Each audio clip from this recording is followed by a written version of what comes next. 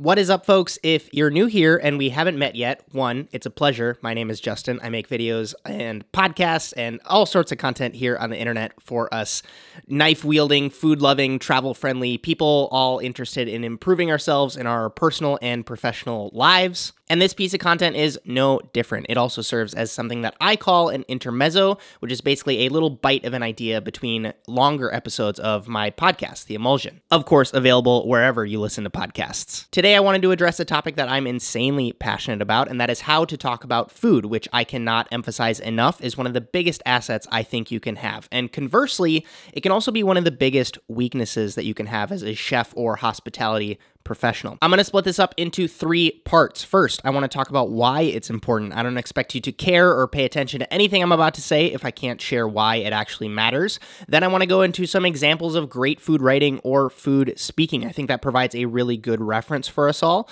And then I want to share how we can all improve as a rising tide to kind of raise all the boats, all the while giving some examples of bad practices along the way, because we all know those exist. So to start, here's the problem. Whether it's a new chef that you've just hired to work the garnish station, or a back server who helps run the food, or maybe it's someone from Eater who just called and wants a rundown about your new menu. They all want to hear about the food, right? And a lot of times you don't have the resources available to give them that food to taste for themselves. Now, you've got 2 options. You can either show them a picture, which you might not even have, especially if it's a new dish, or you can talk about it. And this is the core of this entire episode. Educating people about your food is why you talk about it. People can't read your mind, much less your palate, so it's no wonder that it causes problems when you say things like, here, glaze this. That doesn't tell me anything. What about here? Steam this broccoli in a light layer of water in a saute pan with a lid on it and a hefty pinch of salt. Then, once the water's almost evaporated, turn the heat down and add this cold cubed butter and swirl it until it emulsifies.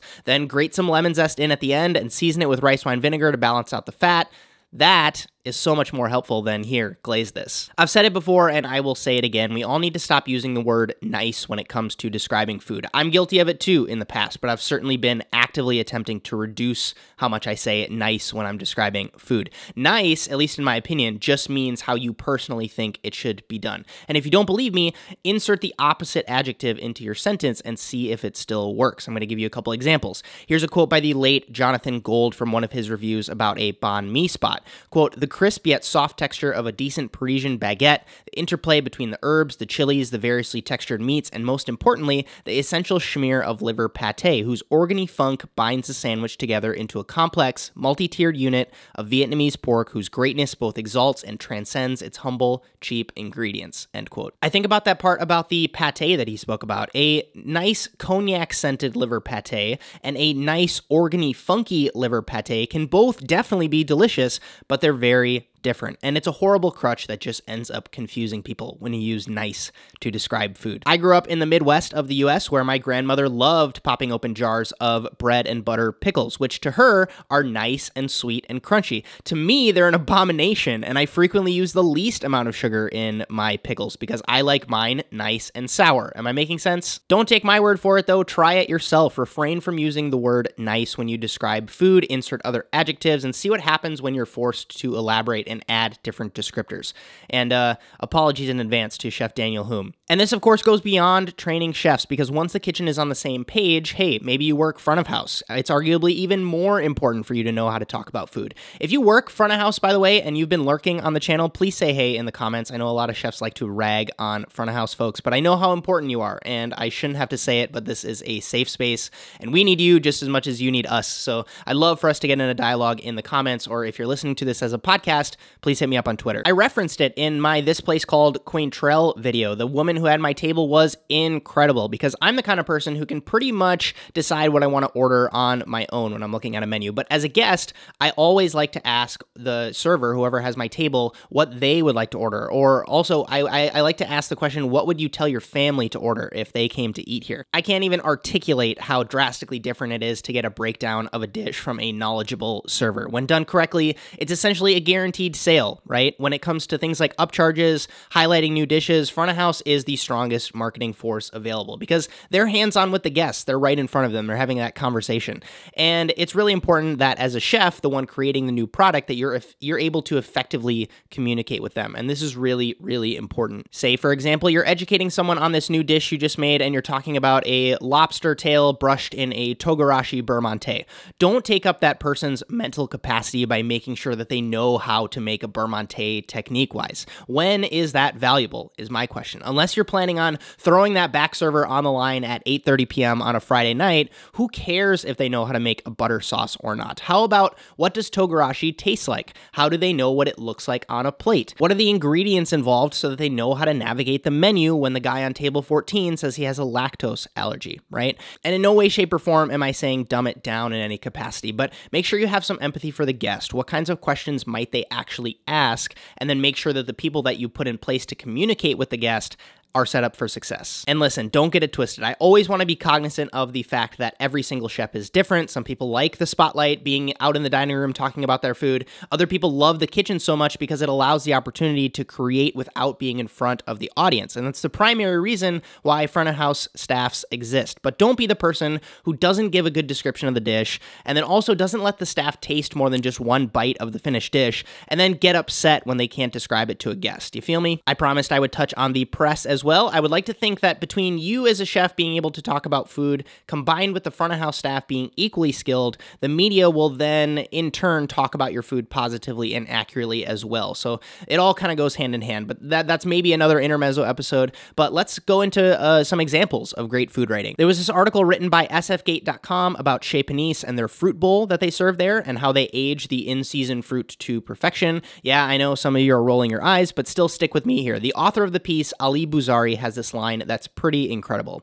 Quote, "Pears that stubbornly clung to a few too many starchy granules finally yield to custardy submission when poached in wine or syrup. The zests of cosmetically imperfect lemons, grapefruits, mandarins, and oranges find crystalline immortality when carefully removed and candied. Overripe dates and persimmons, which contain the cellular machinery to produce enough sugar to candy themselves, collapse into complex molasses that form the bases of more complex desserts." And in no way am I suggesting that any of us turn into a caricature of the server wearing the vest with the 3-foot-long peppermill, right? But when's the last time you talked about a persimmon collapsing into a complex molasses? Here's another great example from my friend Bourdain. Quote, "Among my favorite dishes were the soy-lacquered lamb ribs, which he served on the crumpled parchment paper in which the ribs have been held after grilling, coated in all the lamb's flavorful fat and juices. There was also a terrific black cod head that had been coated with miso and lemongrass and roasted until it became a skull of gelatin. This was butterflied and served for two." End quote. And then going on to another example, quote, "These Christmas marshmallows were fragrant with winter spices, orange, cinnamon, and local spice bush. The sugar content was so high and the grill fire was so hot that the marshmallows developed a beautiful, crisp sugar crust quickly." Just the fact that you can literally picture what these people are talking about when you read their writing leads me to my 4 pillars that I've decided make up good food writing, and you can take these for what you will. The first one being description, the second pillar, reference, the third, embellishment, and the fourth, opinion. I think about the late Anthony Bourdain and how he was able to talk about food that he probably encountered for the first time, especially on some of his travels, and how he was able to write about it in a really thoughtful way. And so much of that comes from utilizing these 4 pillars, or at least like his own combination of them. And I think your ability to improve yourself in those 4 areas can ultimately help in the macro by making you better at talking about food. So let's go with an example here that most of us have a reference point for. If you don't have this reference point, go ahead and do your best to follow along. I could personally talk about something like steamed basmati rice. That is semi-descriptive, right? That's the first pillar. It says what it is, rice, the variety, basmati, and how it was prepared, steamed, right? What happens if we add another pillar to that reference and we talk about basmati rice steamed to fluffy, aromatic perfection?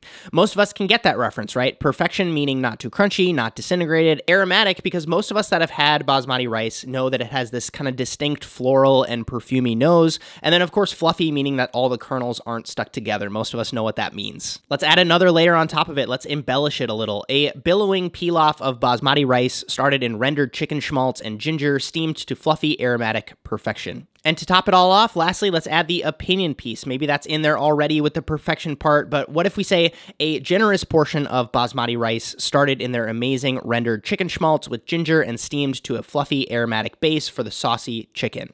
And if you missed that, the opinion piece was kind of adding the words like generous and amazing or stellar or any of these ones where it's not describing the technique or the way that you perceived it. It's more of a subjective adjective that you add. And I wish I could say I made that dish up. That is actually from a place here in Seattle called Stateside, and I see it on the menu every single time I go there as ginger rice, and I never want to order it. I don't think I need it. And then a server always comes up and describes it to me in a roundabout way, very similar. They do cook it in chicken fat, and it's steamed with a little bit of ginger, and it's really aromatic, and it's fluffy, and it goes great with whatever else I decided to order on the menu.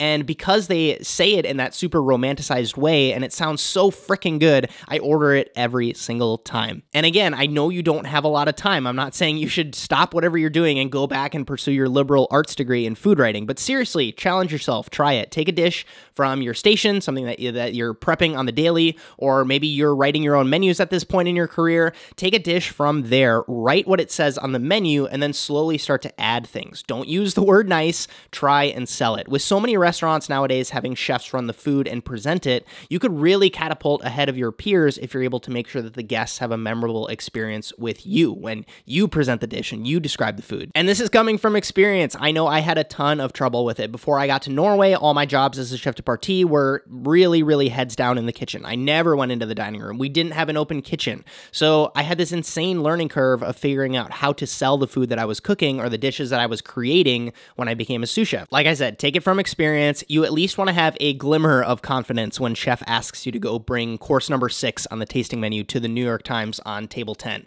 True story. I also promised I would touch on some bad practices a bit, and this is one that I feel has some weight, but really caused a lot of harm. The set/menu/descriptions, right? We've all seen them. It's been around for a while, but the first time I personally saw it gain popularity, at least in the kind of one ingredient descriptors for dishes, was the kind of pre-3-star 11 Madison Park. If those of you were around and you remember, their menu was this kind of grid of different ingredient names. You would basically pick one from each row, and that would eventually make its way into your own custom tasting menu. And part of the reason behind it was that they didn't want to generate any expectation. And if that sounds kind of confusing, see, the problem with saying tender butter lettuce salad with creamy black pepper ranch is that most people have had butter lettuce. Most people have had ranch dressing. So by them requesting to order that salad, whether they admit it or not, they're putting whatever their reference point is for a black pepper ranch dressed butter lettuce salad in your hands as a chef. And you've basically got 3 options at that point. You can satisfy those expectations that they've come into it with, you can exceed their expectations, or you can disappoint them. And I 100% understand why just putting the word carrot on a menu causes way less friction and so much more room for that wow factor, the opportunity to exceed their expectations. Because if they just order a dish called carrot, they're like, I wonder what it could be. And if you really blow them out of the water with whether serving a carrot that looks like a carrot, but it's not a carrot kind of thing, you basically take out one of those options. But in my opinion, doing things like that caused a problem in the macro. In the same way that a lot of my generation is called the participation trophy generation, the millennials, these safety measures can often cause people to get soft. And I fear that a lot of chefs don't know how to talk about food anymore because we had this era where it was cool to put squab/cherry/buckwheat/sorrel as a dish descriptor on a menu. And then if you're a chef de partie at one of these fine dining restaurants where this practice was popularized, you get asked to go run the dish to a table and present it, and then you say, this is squab with cherry, buckwheat, and sorrel. And then you kind of just walk away. And then the guests, the people who are paying to see your creativity shine, they're like, cool, what are we eating? And it's such a missed opportunity, right? Because they don't know that you made the cherry into a gastrique. They don't know that you roasted the squab over fire. They don't know that you turned the buckwheat into kind of like a play on risotto, right? And of course, so much of this is open to interpretation. I'm not trying to be the end-all be-all about talking about food. Hell, I thought one time I sucked so bad that I started a blog myself called Two Top, where I would go out to eat with interesting people as a table of 2, just so that I could get used to writing down my experiences and going out to eat. And I continue to practice. That's why I keep making This Place Called food vlogs. But hopefully through these examples of good and bad and sharing why I think it can really benefit you, you will find your own way of improving your unique voice. Now, before you go, as promised, I want to share a few resources I think can be particularly impactful in growing your skills. Yes, I know it's very, very old school, but MFK Fisher is a legend in food writing for a reason. I really recommend How to Cook a Wolf as a starting place. Go ahead and also check out some other old cookbooks too. Physiology of Taste by Briat Savarin. The French Laundry Cookbook is, of course, a classic in being able to take certain things and put them in quotes, where you kind of get that reference element while also being able to surprise people. You call something like a royale in quotes, but it doesn't actually end up being a royale, but you're still pleasantly surprised because you had this expectation of one thing, but it turned out to be another thing.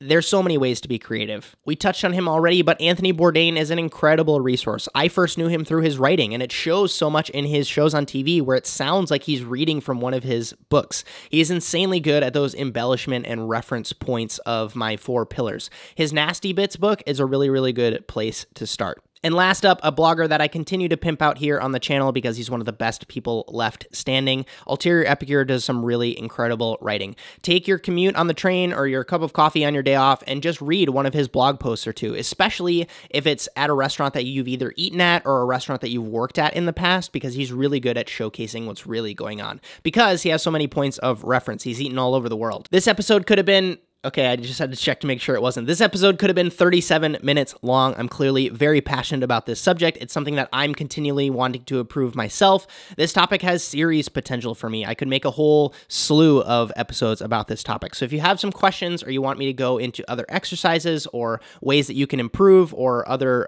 ways that I've been able to progress my way that I talk about food, please leave your questions and thoughts down below. If you're listening to this as an audio-only version, please just tweet at me or send me an Instagram DM. That's always a really good way to get in touch. If any of the resources or articles or books that I talk about have links, you'll definitely find those down low in the description here on YouTube or in the info tab of whatever podcasting platform you're listening on.